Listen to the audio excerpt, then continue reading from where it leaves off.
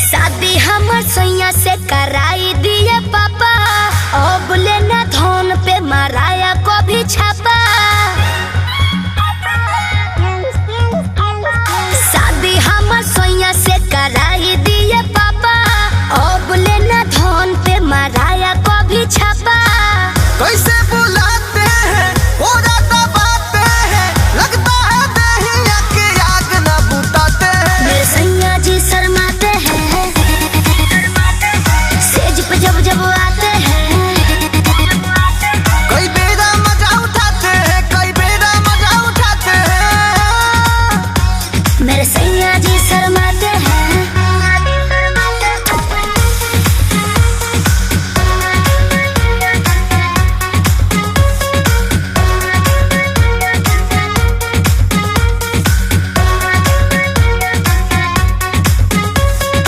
एक बात बता द ए रानी, काहे तुझे ले लू परेशानी।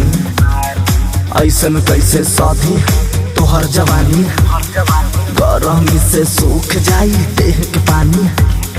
माने नहीं बात तो बाजार में घुमा दो, खुद ही दुकान अपन खोल के दिखा दो। मेरे सैया जी शर्माते हैं, सेज पे जब जब आते हैं। काहे सैया जी शर्माते हैं, सेज पे जब जब आते हैं।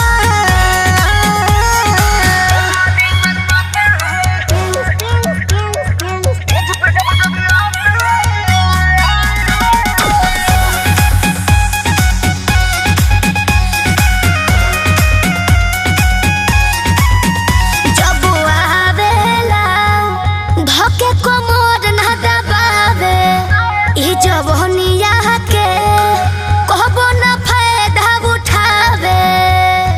चुम्मा चुम्मा खेले के होई आ जइह तू रात में, अपन जीएफ छोड़ के बॉबी रहे तारा साथ। हम भी तो आते हैं पलंग